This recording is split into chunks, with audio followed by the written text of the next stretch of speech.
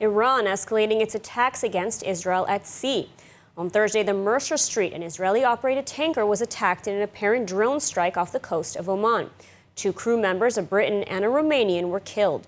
The ship was Liberian flagged and Japanese owned, though managed by the Israeli Zodiac Maritime. Israel has since pointed the finger at Iran and is now seeking world condemnation for the attack. Here to discuss the incident and its ramifications is Seth Frantzman, author of Drone Wars and senior Middle East correspondent at the Jerusalem Post. Seth, thank you so much for joining us. So first of all, what can you tell us about the actual attack? I understand that it was a multiple drone attack. Is that correct? Yeah, we heard about it on Friday, and basically what the reports have said, or how it's developed, is that apparently several drones targeted different parts of the boat, perhaps including the sensitive parts like the bridge where it's commanded from, maybe even the living quarters. I think a lot more needs to be determined because there will be investigators out there and things like that. But the drones apparently are of a type that is called a kamikaze drone, where the drone itself actually is the warhead, kind of like a cruise missile. And those apparently slammed into the boat. Although, again, we need to wait probably for a bit more information to come out from investigators to see if that's accurate, or how many drones were involved, or if there was also a surveillance and things like that. But it certainly seems like a very not only deadly but very sophisticated and complex attack, which would certainly be a big danger then for other commercial vessels in that area. So, I mean, this marks a major escalation for Iran, and it shows incredible skill and technological advancements. You said it was sophisticated in drone warfare. So how concerned now does Israel need to be out at sea?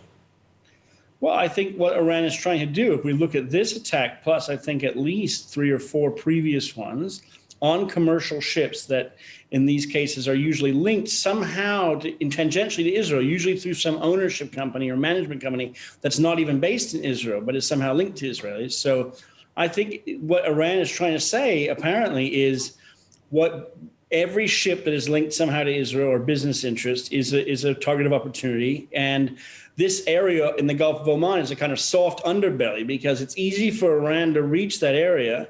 It's pretty far from Israel. So what they're saying apparently is, for every Israeli airstrike or maybe accused or alleged Israeli airstrike in Syria, Iran has a right to retaliate now in this other area. So that is a big problem. And I think that it's a big problem for international shipping because Iran has done this in the past. It's attacked or mined not Israeli ships, but other ships in that area in May and June of 2019. So Iran is willing to use this type of asymmetric warfare. And it looks like most of the international community is not willing to actually hold Iran to account or retaliate. So I want to get to that in just a minute, because Israel is already saying that the attack will not go over quietly. What can we expect on that end? I mean, is Israel likely to retaliate? And if so, how? Well, we just don't know what that could look like. I think we do know in the past, of course, that Israel has not necessarily retaliated, but we know that Israel has said openly in the past that it carries out airstrikes and things in Syria against Iranian entrenchment. So we don't know exactly where any type of response might come from. I think it does appear that Israel at the moment wants to try to raise this alert to the international community in the UK and the US and other partners and allies to get them to kind of say and affirm that, yes, this was an Iranian attack. So that's on record. So it's not just a mystery that happened off of the coast or a boat was damaged. It was an Iranian attack that led to the death and murder of 2 different people. And Iran should be held accounted to that, not be allowed to just hide behind the idea that it was, piracy or some proxies or something. I mean, you've mentioned previously now that so far Israel is trying to gain this international condemnation of Iran, but it seems with little success. I mean, what's your take on this?